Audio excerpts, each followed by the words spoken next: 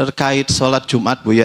Jika kita terlambat datang bersamaan dengan khotib sudah masuk khutbah, baiknya kita melaksanakan sholat sunat dahulu atau kita mengikuti atau duduk langsung mendengarkan khotib pada saat itu, karena menurut saya untuk khutbah tersebut masuk dalam rangkaian sholat Jumat tersebut. Terima kasih Bu ya. Khairul kalam. Assalamualaikum warahmatullahi wabarakatuh. Assalamualaikum warahmatullahi wabarakatuh. Ini adalah pembahasan wawasan. Di dalam madhab kita Imam Syafi'i, negeri kita, penjuru negeri ini bermadhab Imam Syafi'i. Selain kita ada lain madhab Abu Hanifah dan yang lainnya. Di dalam madhab kita Imam Syafi'i, kalau Anda datang ke masjid, Anda mendapatkan dua perintah. Perintah pertama, idza quri'al Qur'anu fastami'u lahu, kalau mendengar Al-Qur'an, termasuk ulama mengatakan khutbah, kalau Anda ketemu khutbah, hendaknya Anda mendengar. Kan begitu? Hendaknya Anda mendengar. Wah, ini sebagian anak-anak muda hari ini loh, nggak usah sholat, langsung dengar. Ya, maksudmu benar, apalagi kamu ikut madhab Hanafi. Yang nggak boleh kan sombong. Sementara ada hadis lain, kalau kamu datang ke masjid, falyusarri qataini khafifatain, hendaknya kamu sholat 2 rakaat. Anda masuk masjid, loh, mana yang didahulukan? Ulama sudah menjelaskan, makanya tidak perlu kita meributkan. Sehingga dalam madhab Syafi'i mengambil bahasanya, kalau Anda masuk masjid, biarpun khutbah sudah mulai, Anda memang punya kewajiban, punya tugas mendengarkan khutbah, tapi di situ ada perintah hadis, jangan duduk di masjid kecuali kamu sudah sholat 2 rakaat khafifatain. Anda sholat 2 rakaat. Itu yang diambil madhab Syafi'i. Yang jadi masalah orang sombong kadang, yang Syafi'i sholat, jangan gak sholat, apaan tidak ngerti hadis ini. Nah, ini repot juga. Atau mengatakan langsung duduk dengar khutbah. Ini adalah kesombongan. Makanya ada seorang alim besar namanya Ibnu Hazm, dia menjadi orang hebat, cerdas dia. Dia adalah belajar ilmu agama setelah umur 27 Allah. Rupanya datang ke masjid itu langsung sholat, khutbah berdiri langsung sholat.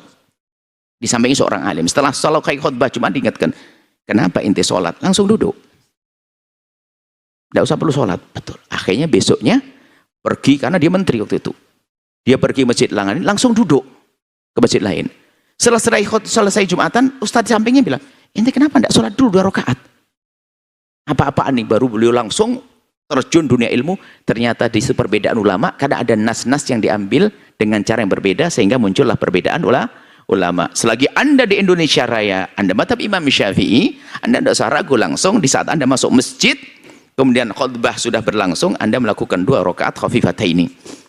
Nah, gitu sederhana. Jadi pembahasannya ilmu. Jadi yang menjadi masalah ada sekarang anak browsing internet, langsung saja duduk, nggak usah sholat.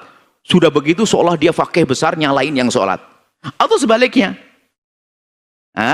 yang sudah sholat menyalain yang duduk. Tidak seperti itu.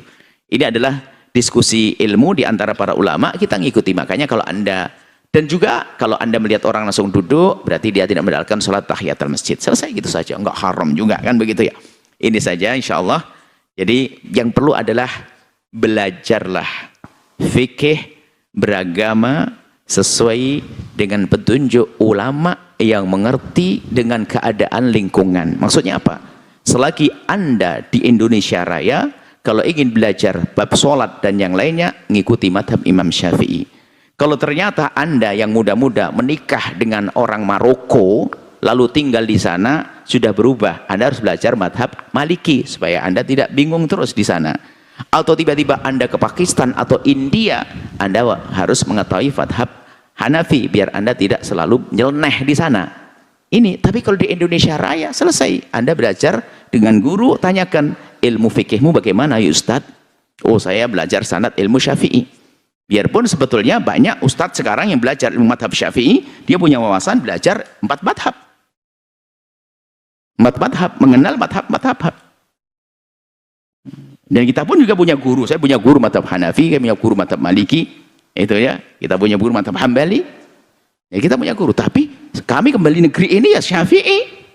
Tidak boleh, biarpun kita sudah tahu, tidak sok banget, wah Buya Yahya berhanafi, bermaliki, ya ini adalah aneh-aneh nih. Kami tetap mengikuti keadaan masyarakat yang biasa madhab Imam Syafi'i seperti itu. Seputar sholat Jumat, bolehkah sholat sunnah tahiyat masjid dan sholat sunnah wudhu ketika khutbah Jumat sudah dimulai, sementara posisi kita baru datang ke masjid? Yang boleh hanya 2 rakaat, Anda pilih tahiyat masjid atau sholat sunnah yang lainnya yang disunnahkan.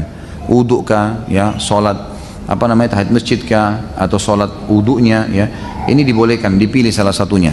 Yang jelas Nabi SAW dalam hadis Bukhari pernah melihat ada seorang sahabat masuk ke masjid, beliau sudah di mimbar. Orang itu mau duduk, kata Nabi SAW, sholatlah dulu dan ringankan sholatmu, diringankan 2 rakaat saja. Yang saran saya tentu diniatkan tahiyat masjid, karena umumnya pendapat ulama mengatakan yang disunnahkan adalah tahiyat masjid. Semoga Ustadz sehat selalu, amin. Saya mau tanyakan mengenai sholat Jumat. Ketika khotib naik ke atas mimbar, jemaah datang terlambat, langsung sholat sunat, sedangkan khotib sudah membacakan khutbah. Apakah itu sah atau tidak, Pak Ustaz? Oke, saya jawab, saya cerita, jamaahnya menjawab. Dengar baik-baik, saya paham orang yang belum sarapan memang susah nangkap. Suatu ketika Nabi sedang khutbah. Nabi khutbah di atas mimbar. Mimbar Nabi itu lantainya 3, tangganya 3. 1, 2, 3. Nabi sudah khutbah 3. Berarti yang tidak dibuat Nabi bid'ah. Ini 2 lantai ini bid'ah. 1 lantai, 2 lantai, 3 lantai. Nabi sudah khutbah. Ketika Nabi sedang khutbah, tiba-tiba datang seorang laki-laki terlambat. Duduk dia. Duduk, langsung kata Nabi, "Qum." Berdiri kata Nabi, "Sholli." Salat 2 rakaat. Nabi suruh dia berdiri, salat 2 rakaat. Saya ulang lagi ceritanya. Nabi sedang khutbah, datang seorang laki-laki terlambat, dia duduk, Nabi suruh berdiri, salat 2 rakaat, habis itu dia dengarkan khutbah. Selesai cerita. Sekarang saya jawab, sahkah salat Jumat laki-laki itu? Saya ulang sekali lagi. Yang susah-susah nangkap, goyangkan kepala ke kanan ke kiri, kanan ke kiri 3 kali. 1. Oke. Nabi sedang khutbah. Tiba-tiba datang seorang laki-laki masuk ke dalam masjid. Setelah itu Nabi suruh, "Qum," berdiri, "Sholli raka'ataini," salat sunat 2 rakaat. Setelah itu Nabi melanjutkan khutbahnya. Sahkah salat laki-laki itu? Sah. Seandainya enggak sah, pasti kata Nabi, terlambat, pergi kau pulang, enggak usah kau salat lagi. Itu menunjukkan salat orang yang terlambat itu sah. Tapi jangan gara-gara ini terlambat terus. Saya enggak mau besok Jumat terlambat. Istrinya nanya, "Mas, Bang, itu udah azan sholat Jumat, kamu nggak berangkat?" Suatu ketika masuk seorang laki-laki. Nabi sedang khutbah, dan ketika dia mau duduk, Nabi suruh qum. Itu menunjukkan orang yang terlambat sholatnya tetap sah.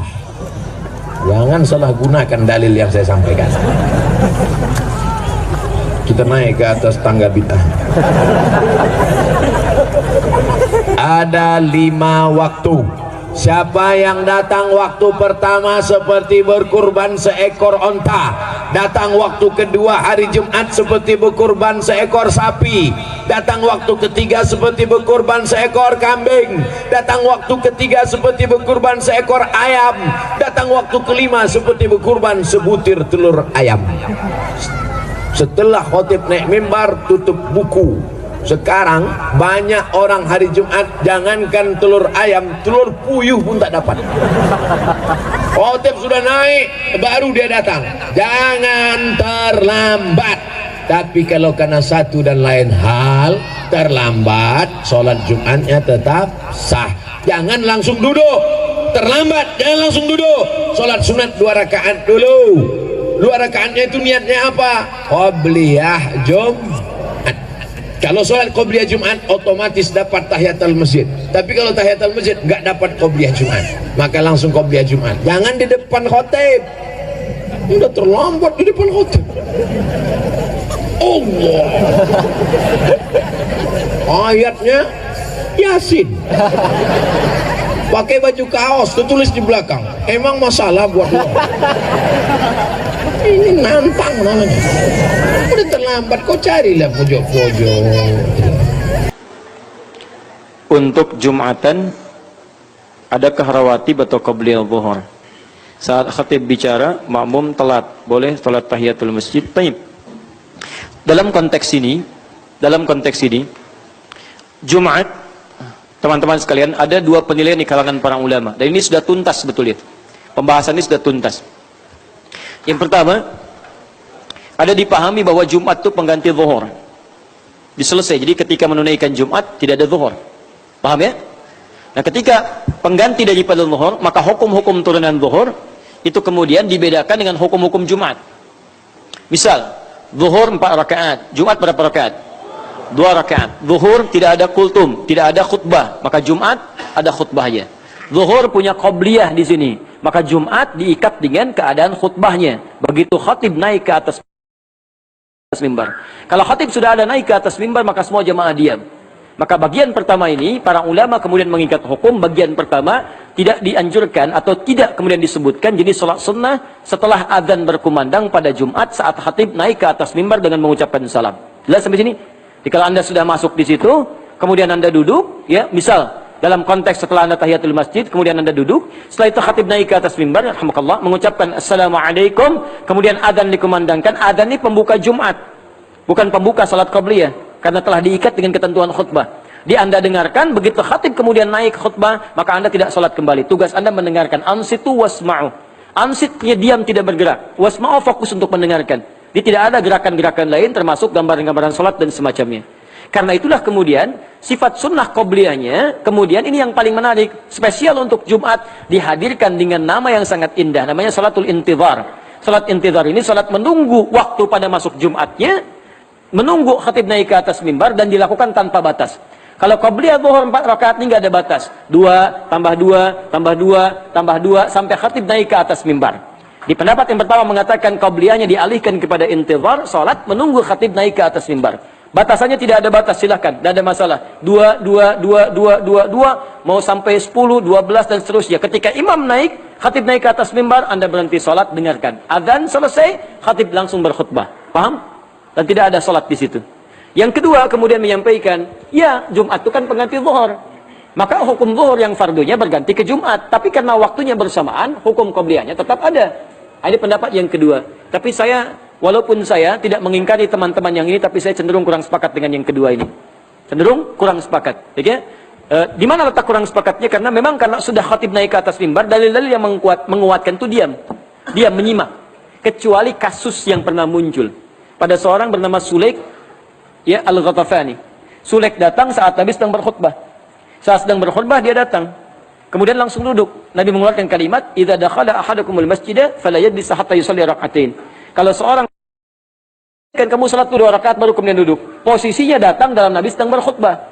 Maka secara tekstual, sebagian ulama mengatakan boleh ketika seorang datang, dia sedang khutbah, dia salat 2 rakaat, dan ini yang digunakan oleh sebagian teman-teman para ulama menyampaikan boleh 2 rakaat untuk mengambil sifat zuhurnya, mengambil qobliyahnya saat khatib sedang berkhutbah dengan mengambil keutamaan hadis yang tadi disampaikan. Tapi ulama Malikiyah kemudian merinci. Kata ulama Malikiyah, hadis itu ketika disampaikan oleh Nabi bukan ingin menunjukkan keutamaan tahiyatul masjid, tapi ingin menunjukkan keutamaan yang kedua. Apa itu? Ingin menunjuk ada orang baru datang ke sini, belum tahu hukum masjid. Tetap yang diutamakan itu duduk sebetulnya, tapi karena ini orang baru, dia belum tahu hukum. Dan masyarakat diminta untuk mengenalinya. Karena orang Madinah tahu, ketika masuk masjid, sholat, baru duduk. Orang ini orang asing. Nabi ingin menunjukkan pada khalayak, ini ada orang asing, tamu kita. Tolong nanti lihat siapa dia, kebutuhannya apa, bantu dia. Makanya tidak pernah orang ada datang ke masjid Nabi, kecuali selesai urusannya. Dikenali siapa dia, datang dari mana, dibantu. Tidak punya makanan, pulang dapat makanan. Maaf, kehausan, pulang dapat minuman, dan sebagainya. Di hadis yang pertama tadi, tentang datang saat Jumat, dinilai oleh ulama Malikiyah, ini bukan hadis menunjuk tahiyatul masjid, karena tahiyatul masjid punya hadis turunan yang lainnya. Ini hadis ingin menunjukkan pada kita untuk saling berbagi dan mengenali siapapun yang hadir di sekitaran kita. Itu poinnya. Dari dua ini, mana yang kemudian Anda ingin pilih, silahkan. Kalau ingin ikut yang pertama, berarti Anda duduk. Saat khatib kemudian berkhutbah, Anda duduk, simak dan dengarkan dengan baik. Dan ini yang saya pilih. Tapi kalau Anda misalnya ingat pilihan yang kedua, maka saya pun tidak bisa memaksakan. Karena Anda punya landasan dalil yang disampaikan oleh pendekatan para ulama yang lainnya. Jelas sampai sini? Kalau Anda tanya pilihan saya, maka pilihan saya duduk, saya tidak tunaikan salat 2 rakaat. Tapi saya duduk, saya dengarkan khutbah karena dalil-dalil lebih kuat menunjuk ke arah itu. Paham? Tayyib. Yang ketiga, ini yang jarang banyak diketahui. Azan 2 kali. Pada zamannya khususnya Utsman bin Affan radhiyallahu taala anhu, di saat itu terjadi perluasan, orang banyak masuk Islam. Kemudian setelah orang banyak masuk Islam, teman-teman sekalian, fokus baik-baik. Menyebar, belum ada speaker seperti sekarang. Begitu azan tidak terjangkau pada yang lain suaranya. Tahu-tahu ada yang datang ternyata sudah terlambat, padahal ingin cepat-cepat. Makanya Umar mengatakan, ini bagus sekali. Azan 2 kali. Azan pertama mengingatkan orang-orang, azan kedua menunjukkan waktu sholat telah tiba. Tapi banyak yang kadang-kadang, ini yang paling unik ya, banyak yang tidak memahami secara detil bahwa azan 2 kali ini, azan pertamanya tidak tepat dilakukan pada saat waktu sholat tiba. Misal, sekarang zuhur jam berapa?